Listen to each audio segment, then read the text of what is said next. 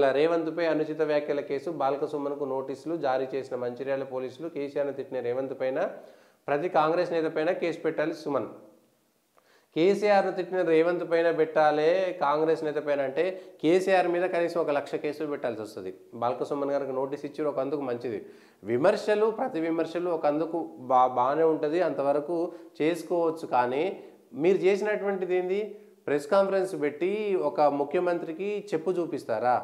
అదే ముఖ్యమంత్రి మీరు చెప్పినటువంటి కేసీఆర్ ప్రెస్ కాన్ఫరెన్స్లలో వందల సార్లు ప్రతిపక్ష నాయకులను నానా బండబూతులు తిట్టినటువంటి సందర్భాలు అనేకం ఉన్నాయి.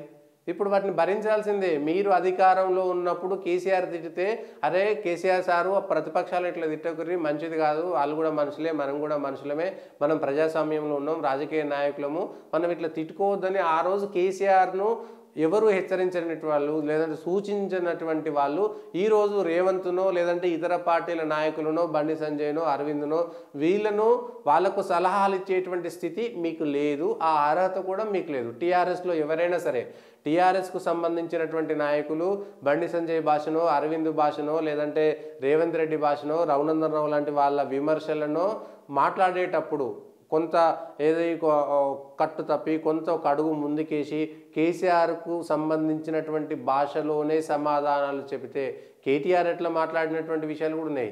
కేసీఆర్ అంతా కాకపోయినా కేటీఆర్ కూడా అప్పుడప్పుడు అట్లాంటి అనుచితమైనటువంటి వ్యాఖ్యలు చేసినటువంటి సందర్భాలు అనేకం ఉన్నాయి.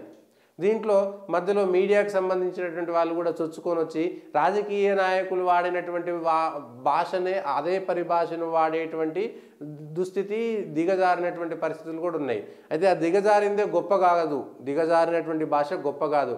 ఆ క్షణానికి తలుకులు బెలుకుల్లాగా కనబడుతున్నా కూడా ఆ తర్వాత వచ్చేటువంటి చీకటిని కూడా భరించాల్సినటువంటి పరిస్థితి వస్తుంది. అయితే బాల్కసుమన్ గారు మీరు గతంలో కేసీఆర్ చేసినటువంటి కేసీఆర్కు ప్రత్యేకమైనటువంటిది లేదు, కిరీటం లేదు. కేసీఆర్ గారు కూడా ఒక రాజకీయ పార్టీ నాయకుడే, ఆయనకు విమర్శించేటువంటి అర్హత కూడా లేదు. అయితే తెలంగాణ ఉద్యమం సమయంలో కేసీఆర్ను ఆంధ్రలో తిట్టారంటే అది ఆంధ్ర తెలంగాణకు సంబంధించినటువంటిది. ఆ ఉద్యమానికి సంబంధించినటువంటి సందర్భంలో అనేకమైనటువంటి చర్చలు జరిగినాయి.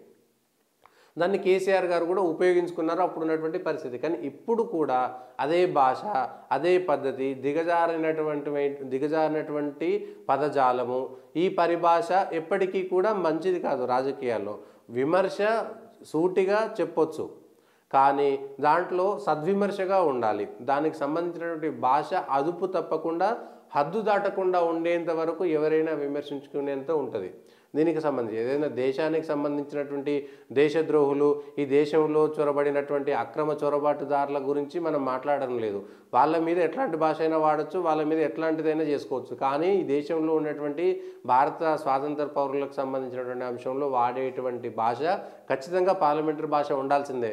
తెలంగాణలో సామాన్యులు మాట్లాడేటువంటి భాష అంటే సామాన్యులు మాట్లాడేటువంటి భాష మాండలికం ఉండొచ్చు, కానీ పచ్చిబూతులను తీసుకొచ్చి రాజకీయ వేదిక పైన మాట్లాడేటువంటిది తెలంగాణ సామాన్య పౌరులు వాడేటువంటి భాషగా చిత్రీకరించేటువంటి ప్రయత్నం మాత్రం అస్సలు చేయకూడదు. ఈ విషయంలో బాల్కసుమన్ గారు కాదు, మిగిలిన ఏ నాయకులు కూడా ఎవరైనా సరే ఇగో మేము ఈ స్థాయిలోనే ఈ భాష మాట్లాడుతున్నాము, అవతలి వ్యక్తిని ఎమ్మెల్యే కానీ చిన్న స్థాయి కానీ పెద్ద స్థాయి కానీ ఏకవచనంతో మాట్లాడేటువంటి విధానాన్ని కూడా ఉల్లంఘించడం కిందనే వస్తుంది. అవతల వ్యక్తిని ఏకవచనంతో మాట్లాడడం రాజకీయాల్లో ఉండేటువంటి వాళ్ళు, ముఖ్యంగా గెలిచిన ఎమ్మెల్యేలు ఎంపీలు, గెలవాల్సిన వాళ్ళు, ఓడిన వాళ్ళు, మళ్ళీ గెలుస్తామనుకునేటువంటి వాళ్ళు, రాజకీయంలో మీరు మాట్లాడే భాష అవతల పార్టీ వ్యక్తిని ఏకవచనంతో మాట్లాడినా కూడా దిగజారినటువంటి భాషగా ఉంటుంది. సరే, ఎవరో ఒకరు మొదలు పెట్టాలి, దాన్ని పరిరక్షించుకోవాల్సినటువంటి అవసరం మాత్రం ఉన్నది. దానికి సంబంధించినటువంటి అంశంలో ఖచ్చితంగా చేయాలి.